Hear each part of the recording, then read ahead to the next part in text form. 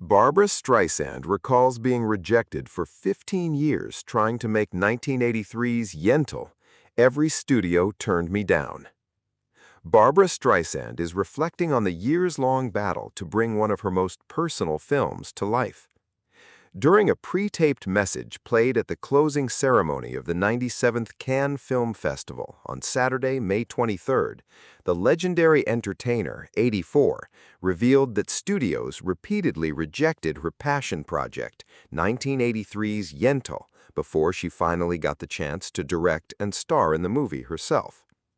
"I had stories I wanted to tell, like Yentl, about a 19th century Jewish woman who had to masquerade as a man to get an education," Streisand said. "But I was a woman, which was an obstacle to people, and even worse, I was an actress who wanted to direct, so every studio turned me down. For 15 years, the project was on the verge of collapsing, but I had to make this movie."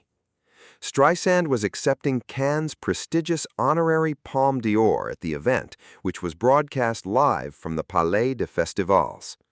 Isabelle Huppert accepted the honor on behalf of Streisand, who couldn't make the ceremony in person because she's recovering from an ongoing knee injury. In her speech, the world-renowned actress, director, producer, screenwriter, singer, and songwriter reflected on her journey to filmmaking.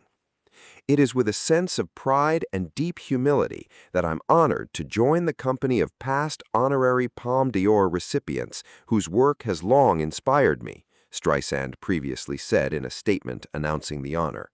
"In these challenging times, movies have the ability to open our hearts and minds to stories that reflect our shared humanity and to perspectives that remind us of both our fragility and our resilience."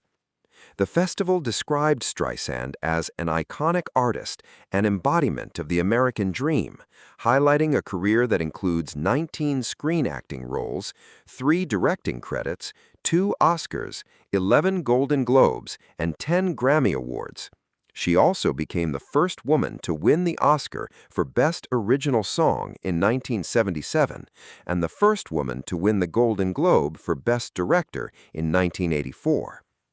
Cannes president Iris Knobloch praised Streisand as a consummate creator and courageous citizen whose example stands the test of time and continues to inspire. In her speech, the EGOT winner said her love of cinema began as a teenager in Brooklyn when she would visit a local theater near her high school called the Astor to watch foreign films by directors including François Truffaut, Ingmar Bergman, Federico Fellini, and Akira Kurosawa. "I was mesmerized by those images on the screen. They were so powerful that they're still in my head." She later worked with acclaimed directors including William Wyler, Vincent Minnelli, and Sidney Pollack, experiences she said helped shape her own creative instincts behind the camera. "I realized I was always looking at the movie as a whole, not just my part. I had suggestions. Although I didn't realize it at the time, I was thinking like a director, trying to figure out how to tell the story."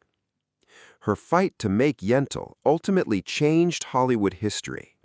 After acquiring the rights to Yentl, the Yeshiva Boy, by Isaac Bashevis Singer in 1963, Streisand spent 2 decades trying to bring the project to the screen before the film was finally released in 1983. The movie marked the first time a woman filmmaker was granted such a large production budget by a Hollywood studio. Streisand closed her speech by praising the global film community and the power of cinema to bring people together. "In a crazy, volatile world that seems more fractured every day, it's reassuring to see the compelling movies at this festival by artists from many countries who have that magical ability to unite us, opening our hearts and minds. That's what we're really celebrating at Cannes."